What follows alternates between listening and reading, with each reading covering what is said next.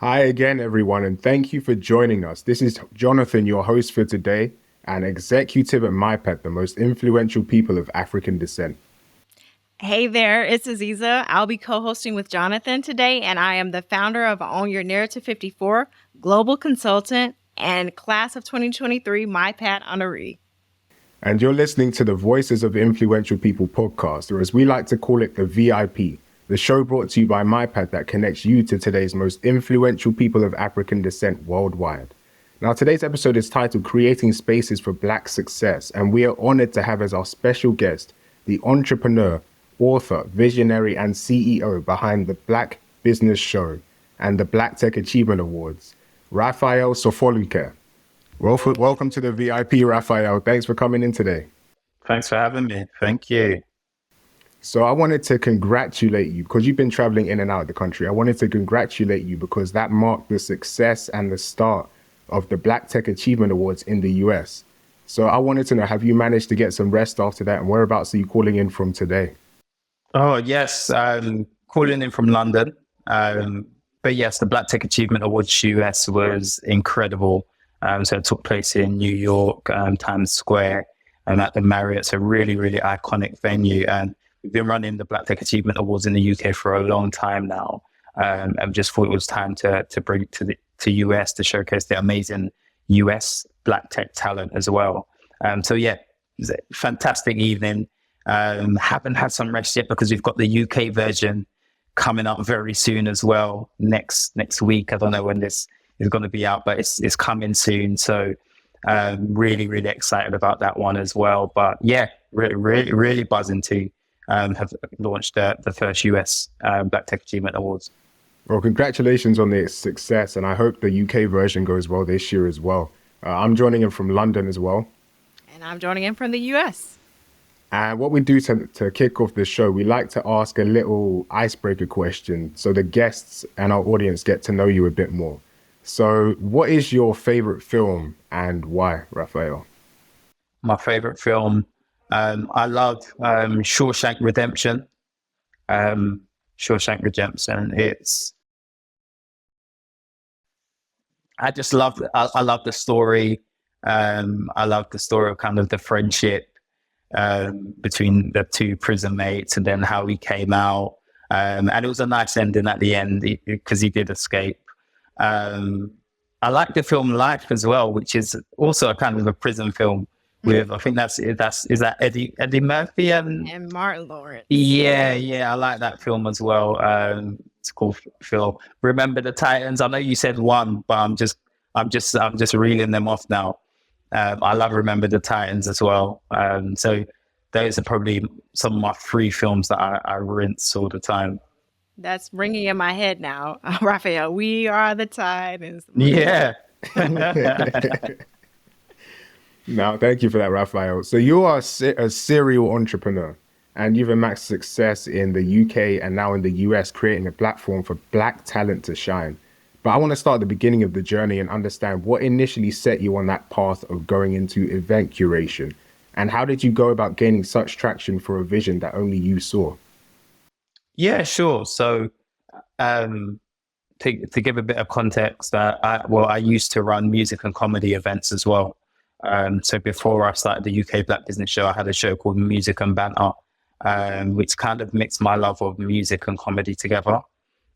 So what I would do, I would get established kind of, well-known comedians in the UK and then up-and-coming artists.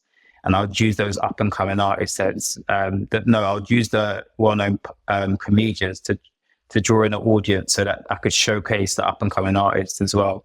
So I had people like Mo Gilligan, who's like a big star and comedian in the UK now. I had him when he was kind of first starting out. He'd done loads of my shows.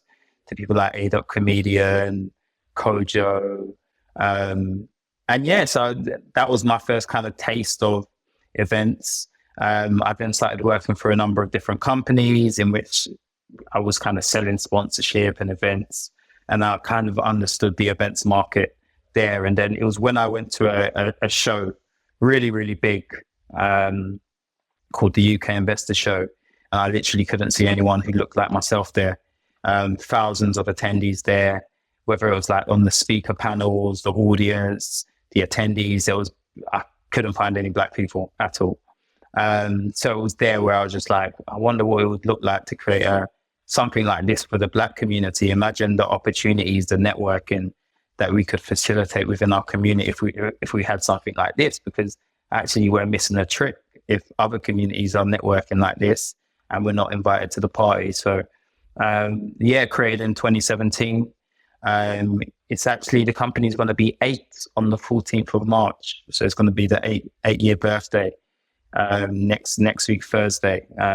So yeah, it's been a real journey from a small show to now having shows in Birmingham, 2 tech awards, one in the UK, one in the US, a membership platform backed by HSBC for Black entrepreneurs called SOAR. A lot has happened in that 8 years. So yeah, really exciting. And now, of course, the show is now part of the week, UK Black Business Week, and working with pretty much all of the biggest companies in the world. So yeah, it's been a really exciting journey, but one which it's all about championing Black professionals, Black entrepreneurs.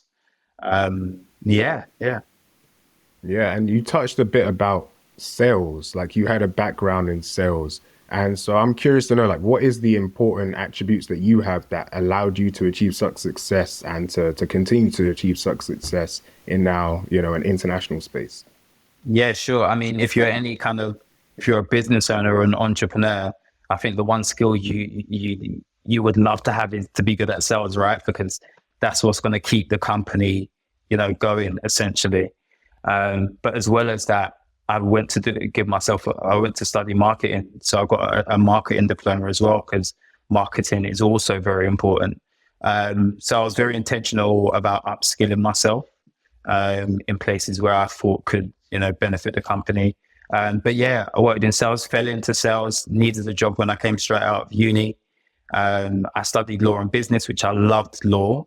But when I found out you had to do 7 or 8 years to do it, I said, I can't do this. I need to make money now. So fell into sales, became good at it. And then started selling for different companies, got exposed to like event sales, exhibition sales, and the rest is history. Mm-hmm. And you mentioned how important it is to invest in yourself. Do you still continue to do that today as a leader? You've been in this for 7-8 years now. You said it's going to be the birthday next week. Do you still continue to invest in yourself as a CEO established now? 100%. I'm actually doing a CEO course this year. One thing that is important as kind of a leader and owning the company is that I put my team on loads of different kind of employee training courses, but it's so easy. It's really easy to forget yourself, to forget that you also need developing. So yeah, it's about being intentional about that, whether it's that peer-to-peer mentorship from other kind of leaders and entrepreneurs around you, learning from them, whether it's learning from books, whether it's putting yourself on a paid course as well. Extremely important. The best entrepreneurs are those who are kind of continuous learners, and especially in our now where things are changing so quickly, especially with kind of technology, and you're always learning new things. Younger generations have insights that we don't know now. Like they've got more knowledge, and older generations have that they can look back and kind of tell you, okay, this might. So it's about, making sure you're always learning. Yeah. And you've managed to create success in an area that you're passionate about and that you love. And people often say, find something that you love and you'll never have to work a day in your life. But this, suffering from burnout, still doing the things that you love is a commonality. So for you, with all the work that you do and the businesses that you've incepted, how do you tackle the issue of burnout while still remaining effective in what you do? Sure. I've got to be honest, that's probably something that I'm still kind of learning. But again, things like going for a run is great, exercise, relaxing. But it's always good to take those time out. This year, I've got holidays in the diary already, which is great. So things to look forward to. But yeah, it's definitely finding the balance. You definitely need to work hard to become successful, and there may be some sleepless nights. I'm not going to sit here and say you can go to bed at 10 every time but you can't some nights. So especially when you're starting up, now I've got a team who you're doing kind of different things as well, so I can take it a bit easier. But before, when I was doing it part-time, I was literally, and that was when everyone was going to the office as well. So I was doing 9 till 5:30 in the office. And then I was coming back home and, spending time with my family, and then maybe starting on my business at 9 p.m., finishing at 4 a.m., and then waking back up to go to the office. So it was manic, but it's a lot different now. Now I can kind of pass it along to different people. And that is like some serious work ethic, but we know it's something that you're very passionate about, and that's making a true impact, on our community, like globally and across this world. And so growing up, I know that you've also been able to experience navigating both nationality and Blackness. So what was life like for you actually growing up as a Black person in the UK? And also, how has that experience actually evolved over the years for you? Yeah, sure. So I actually grew up in an area called Surrey, East Bermondsey, which when I grew up was probably one of the most racist areas in London to live for a Black person. So I remember things like being chased by dogs with their owners in my primary school. So that's like a very, very kind of young age. I remember I was one of 4 Black boys in a class of 30. And there was one black girl in the class. So it was a really, really interesting time. Also, there was like a racist organization who used to do marches right through my secondary school. So on the days they would do the march, they would tell us not to come to school on that day. So it was a really, really interesting time that I kind of grew up in, that, especially that area. I think things have changed but haven't changed in a way, because things have changed in a way where things are less open, but the racism's still going on, right? And maybe they're doing it in other ways to hinder progression of Black talent within the workforce. I always go back to that case, I don't know if you remember, of Amy Cooper in Central Park, when she had I think she had the dog. She was saying that I think it was the guy who had the dog or something, or that black guy. She said the Black guy was being aggressive to her. Thankfully, he had the video footage, but she kind of phoned up the police and was saying that he was attacking her. But she worked for one of the biggest organizations in the US, and it just makes you think that actually there's people with those biases and stereotypes in senior places, in positions. So I feel like racism taking a different form now. They're not openly saying it, but they may be controlling things within organizations to stop progression of some super dope people.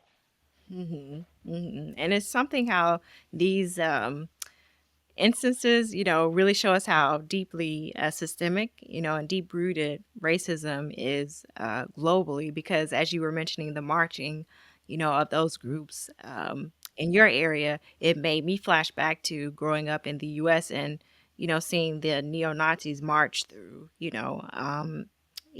march through the downtown area of where I grew up. So it's just something to kind of hear those experiences and see them, being similar, but we're in 2 totally different places and spaces. So I think that's really something that, you've been able to go through those things, evolve, and it's also poured into the work that you've done, that you've been able to do, as well as the work that you have been able to do in partnership with your lovely wife. And we were so inspired, to learn that you all both co-authored the book titled Twice as Hard: Navigating Black Stereotypes and Creating Spaces for Success. You all touched on how to navigate the working world as a Black person and achieve success. What types of obstacles did you actually both face, and what enabled you to overcome them? So I know that we talked about that in your, growing up in your childhood and kind of to today, but within that context of that book, what types of obstacles came up and, that you all were able to achieve?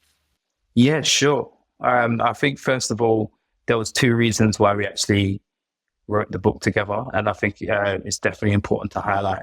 So, first of all, of course, I used to work for a company, but now I'm an entrepreneur, business owner. My wife's a professional, kind of working for a company, but in a senior position. She leads like D&I and she led D&I for huge global corporations. So she was able to give the view from kind of a professional, and I was able to give the view from an entrepreneur. But also the challenges of a Black man and a Black woman are completely different as well. So the challenges of a Black woman at work is completely different to a Black man at work. Black women, maybe they're faced with things like in terms of like their hair and how they show up, being seen as, and how to navigate being assertive but not being seen as aggressive as a Black woman. And then a man sometimes being seen as aggressive as well. And so many different elements that we wanted to be able to show and to talk about from different perspectives. So we had around 40 people in that book, 20 from the UK, 20 from the US. So people like Matthew Knowles is there. We've got Arlan Hamilton. We've got loads of really, really great people from the UK and US. And what we wanted to see is some of the challenges they went through, but most importantly, how they've overcome it. So it's not just talking about the challenges, but how they've overcome this. But some of those challenges include like things like, navigating, the stereotypes, the code switching, the unconscious biases, there's so imposter syndrome. There's so many kind of different elements that what we saw is that everyone went through it, from the Matthew Knowles to someone who's just started now. They've all gone through these challenges. But what we wanted to showcase is how they've overcome it. And we wanted to provide a book that essentially we needed when we was growing up, that tool to be able to give to others, to be like, listen, this is what they went through, but this is how they've overcome it.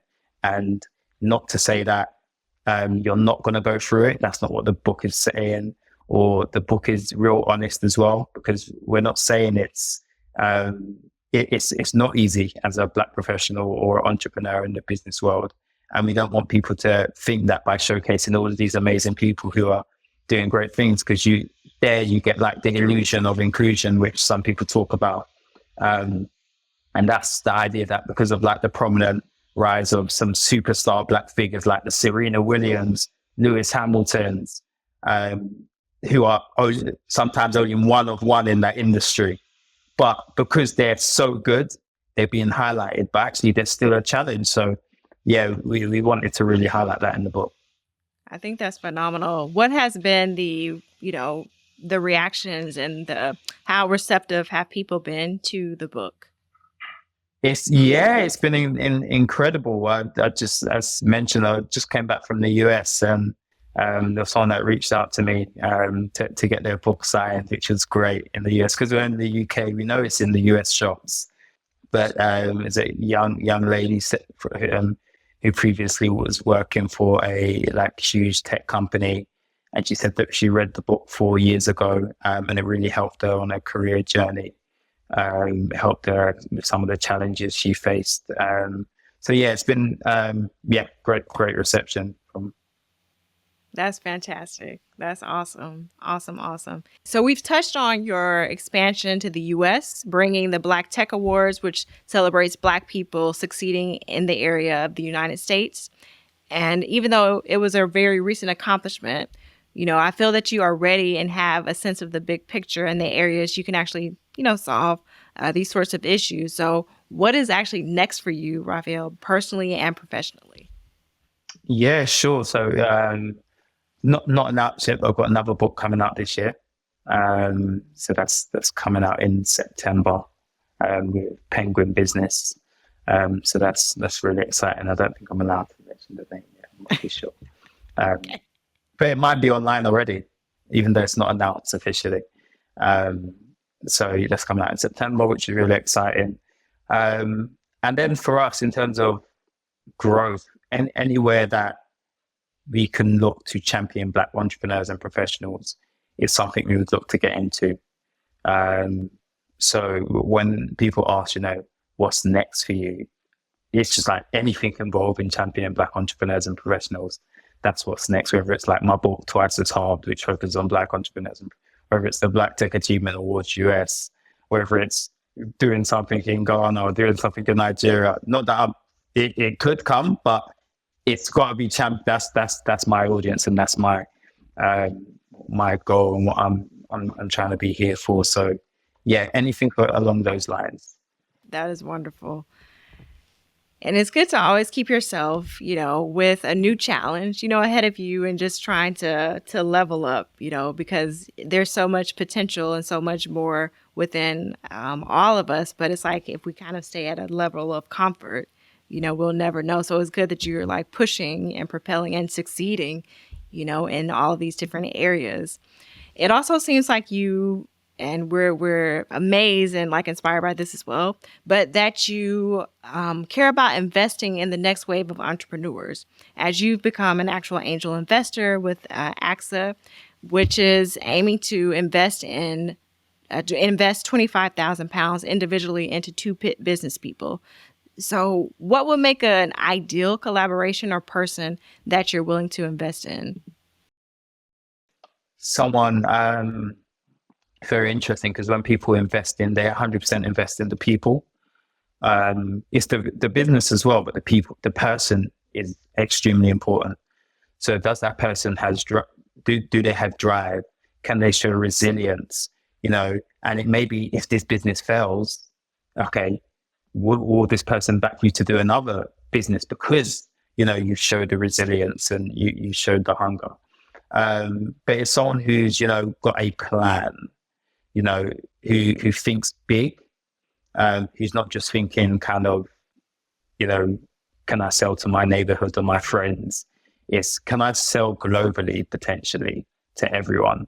It may not be there at first. It may be, can I sell just within my city, with my country, etc. But yeah, someone who's hungry and who has a well thought out business plan. Okay, that's good to know. So they have to have all of their ducks in a row and have some deep passion about what they do too, like in order to. Yeah, and to be fair, it doesn't have, because that's something that kind of investors and mentors can help out with, like making sure you've got the right business plan. But there needs to be something special, unique about it straight away, which is good. Absolutely. Okay, so we can't believe that time has already flown and we're coming to the end of the podcast interview with you, Raphael, but it's been amazing. And you have just shared so much information that is like just inspiring and inspirational to us. We would also like to know, if there's anything that we have, we didn't ask you that you would, want to express or that you would like to share with our audience. Not that I can think of. You asked some really, really good questions. But I think just in terms of, for anyone listening that is, struggling as like an entrepreneur or as a professional, just to make sure that you find the right people around you, whether that's mentorship, learning in terms of career progression, be really intentional about, where you want to be in your career. There's a great quote from someone called Shelley Archambault in my book, she's a Black woman, serves on like loads of Fortune 500 companies. She's amazing. But she said that a lot of people, we never get onto a plane without knowing where we're going. So why do we start our careers with no idea where we want to end up? So it's about being intentional as a Black entrepreneur, knowing your target audience, knowing your market, exactly how you can get to that number that you want to get to. And yeah, just, be really intentional about everything that you do.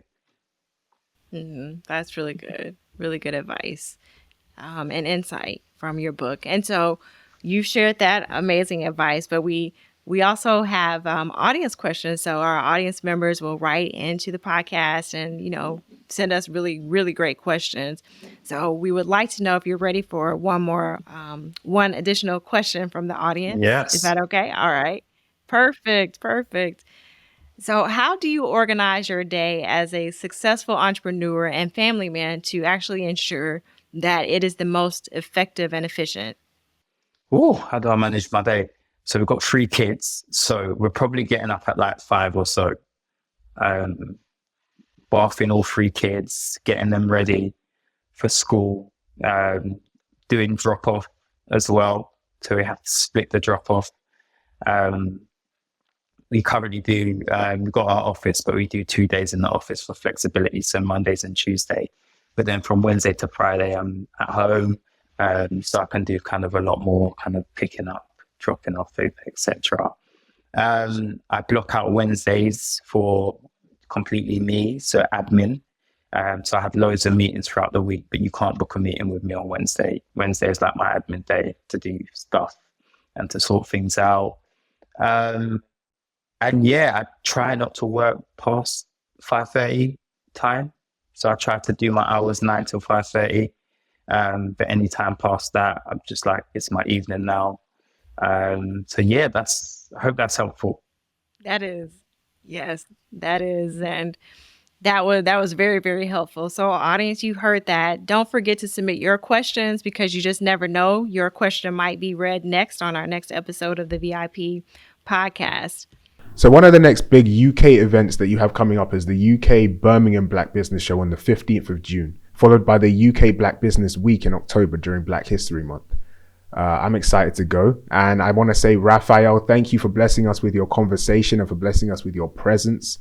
I want to congratulate you as you are now an official inductee into the MyPad VIP suite. And this has been Jonathan and Aziza. Make sure to tune into our next episode of the VIP, for you never know who our next VIP will be.